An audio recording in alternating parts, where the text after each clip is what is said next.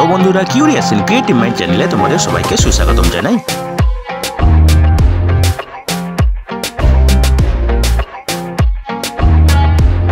Hello বন্ধুরা, তোমরা সবাই কেমন আছো? আশা করি তোমরা সবাই ভালো আছো। তো আমরা আজকের এই ভিডিওতে দিল্লিতে সরকারি নিয়োগের ব্যাপারে আলোচনা করব। তো বন্ধুরা, এই নিয়োগের সমস্ত খুঁটিনাটি তোমাদের দেখাবো, বলবো, তোমরা দেখতে থাকো যাতে তোমরা কোনো কিছু মিস না করো। তো বন্ধুরা, এখানে এই নিয়োগটি হবে দিল্লি সাবঅর্ডিনেট সার্ভিসেস সিলেকশন বোর্ডের মাধ্যমে। এই নিয়োগের নোটিফিকেশন নম্বর হলো F.1248/PNP-1/DSSSB/2024/ADVT./4390 এবং এটি বেরিয়েছিল ফেব্রুয়ারির 12 তারিখে।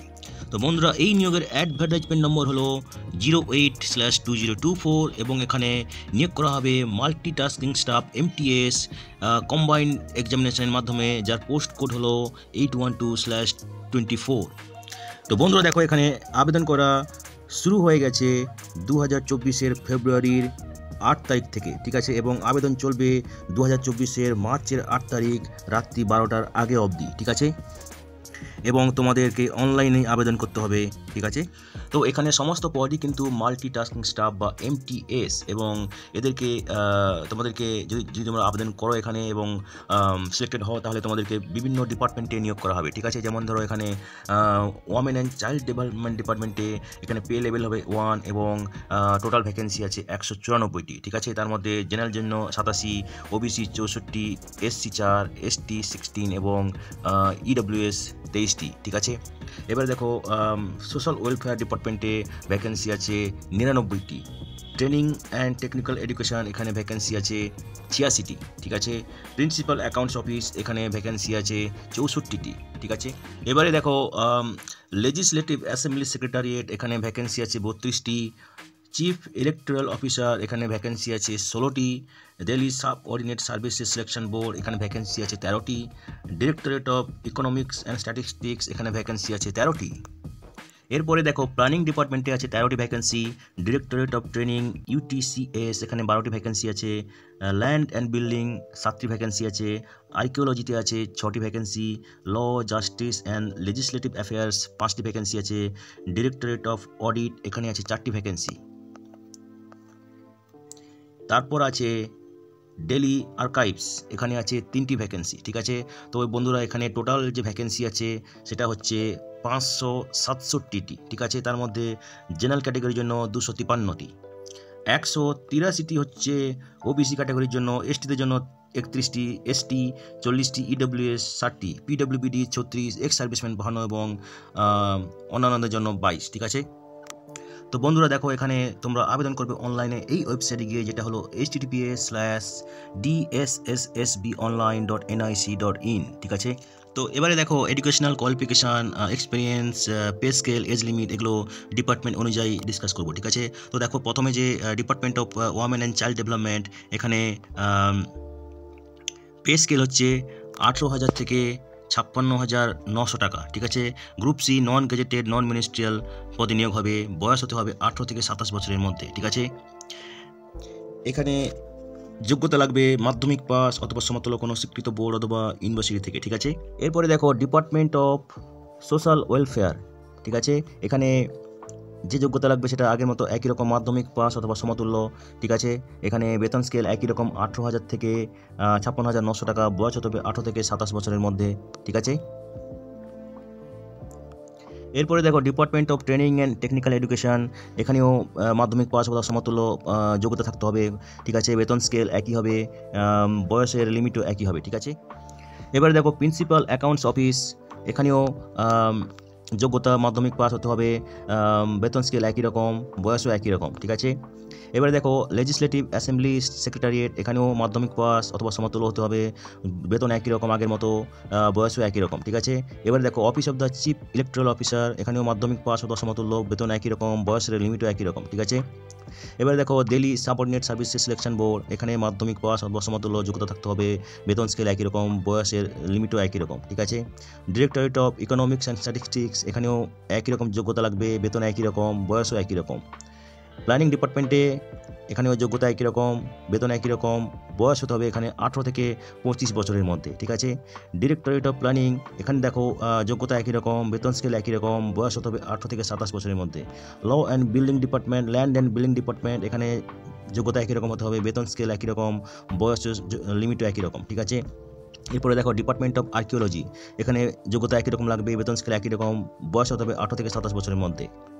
ল, জাস্টিস অ্যান্ড লেজিসলেটিভ অ্যাফেয়ার্স, এখানেও যোগ্যতা একই রকম লাগবে, ঠিক আছে। মাধ্যমিক পাস হয়ে থাকতে হবে অথবা ITI পাস হয়ে থাকতে হবে, ঠিক আছে। এখানে বেতন স্কেল একই রকম, বয়স হতে হবে 18 থেকে 27 বছরের মধ্যে, ঠিক আছে। এবার দেখো ডিরেক্টরেট অফ অডিট, এখানেও মাধ্যমিক পাস অথবা সমতুল্য, বেতন স্কেল একই রকম, বয়স হতে হবে এখানে 18 থেকে 25 বছরের মধ্যে, ঠিক আছে। এবারে দেখো ডিপার্টমেন্ট অফ দিল্লি আর্কাইভস, এখানে মাধ্যমিক পাস হয়ে থাকতে হবে, ঠিক আছে। বেতন স্কেল একই রকম এবং বয়স হতে হবে 18 থেকে 27 বছরের মধ্যে, ঠিক আছে। তো দেখো কীভাবে আবেদন করবে, অবশ্যই আগে বলেছি যে তোমরা যাবে https:/dssbonline.nic.in, ওই ওয়েবসাইটে যাবে এবং ওই ওয়েবসাইটের থ্রু দিয়ে তোমরা আবেদন করবে এবং আবেদন করার শেষ তারিখ হচ্ছে 8ই মার্চ রাত্রি 12টার আগে অবধি, ঠিক আছে। তো আবেদন করার আগে তোমরা অবশ্যই ইনস্ট্রাকশনগুলো ভালো করে পড়ে নেবে, তারপরে তোমরা আবেদন করবে, ঠিক আছে। তো বন্ধুরা দেখো, তোমরা অনলাইন আবেদন করার সময় তোমরা যে ফর্ম ফিল আপ করবে খুব ভালোভাবে করবে, যাতে কোনো কিছু ভুলভাল না হয়, কারণ একবার সাবমিট করে দিলে কোনো চেঞ্জ করার রিকোয়েস্ট কিন্তু গ্রাহ্য হবে না, এখানে কোনো এডিট উইন্ডো নেই, ঠিক আছে। তো দেখো বন্ধুরা, এখানে একটি অ্যাপ্লিকেশন ফি আছে, যেটা হচ্ছে 100 টাকা, ঠিক আছে, যেটা জেনারেল, OBC, EWS ক্যাটাগরি প্রার্থীদের জন্য প্রযোজ্য, ঠিক আছে।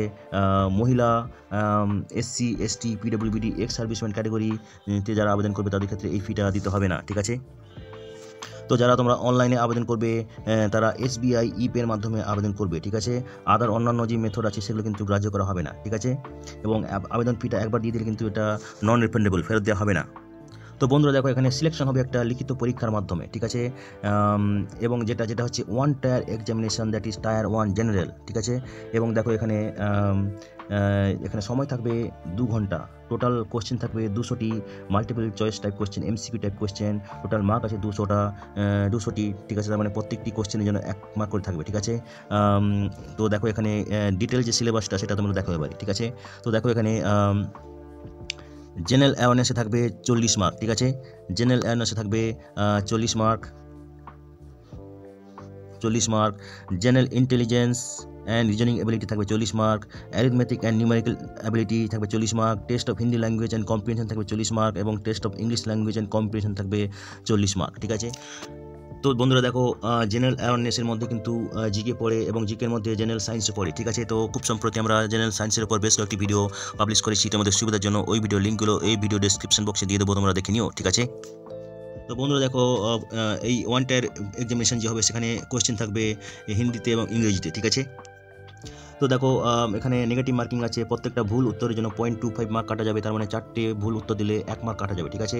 এবং যারা লিখিত পরীক্ষায় কোয়ালিফাই করবে তাদেরকে স্কিল টেস্ট বা এন্ডিওরেন্স টেস্টের জন্য ডাকা হবে, ঠিক আছে। তো দেখো এখানে DSSSB যে পরীক্ষা নেবে তার উত্তর কিন্তু পরে এদের ওয়েবসাইটে দিয়ে দেবে, ঠিক আছে। এবং তোমাদের যদি কোনো অবজেকশন থাকে তোমরা অনলাইনে সাবমিট করতে পারো, ঠিক আছে। তো বন্ধুরা দেখো, এখানে এই যে কম্পিউটার বেসড টেস্ট নেবে, এখানে জেনারেল এবং EWS ক্যাটাগরি প্রার্থীদের ক্ষেত্রে কোয়ালিফাইং মার্ক হচ্ছে 40%, ঠিক আছে।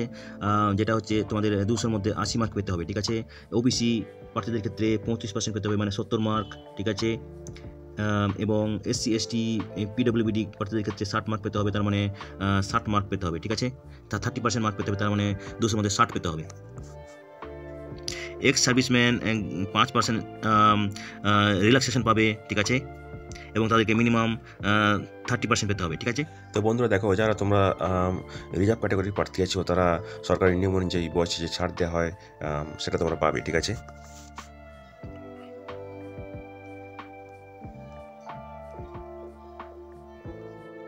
তো বন্ধুরা দেখো, এখানে কাট অফ ডেট হচ্ছে মার্চের 8 তারিখ, ঠিক আছে। এবং সেই ডেট অনুযায়ী যা তোমাদের বয়স হবে সেটাই ধরা হবে, সেই ডেটের মধ্যে সমস্ত কিছু কোয়ালিফিকেশান হলে সেটা গ্রাহ্য হবে, ঠিক আছে। তো দেখো, এখানে যে পরীক্ষা নেওয়া হবে সেটা কিন্তু একমাত্র দিল্লি এবং NCRই হবে, ঠিক আছে। তো বন্ধুরা, আজকের এই ভিডিওতে আমরা যে কাজের খবরটা নিয়ে আলোচনা করলাম, আশা করি সেটা তোমাদের কাজে লাগবে। তোমরা যারা আবেদন করতে ইচ্ছুক তোমরা এলিজিবল নাকি চেক করে সমস্ত কিছু ডকুমেন্ট জোগাড় করে শেষ তারিখের আগে আবেদন করে দিও, ঠিক আছে। তো বন্ধুরা, পাশে থেকেও দেখতে থাকো, আর ভিডিওটি ভালো লাগলে তবে একটা লাইক দেবে আর সাপোর্ট করবে, আর ভিডিওটি তোমাদের জানাশোনাদের সঙ্গে অবশ্যই শেয়ার করবে। আর নতুন ভিউয়ার্সরা অবশ্যই আমাদের চ্যানেলটিকে সাবস্ক্রাইব করে রাখবে, যাতে করে তোমরা এই ধরনের নতুন নতুন কাজের খবর নিয়মিতভাবে পেয়ে যেতে পারো। তো বন্ধুরা, ভালো থাকবে, সুস্থ থাকবে, দেখা হবে তাহলে পরের ভিডিওতে আবার।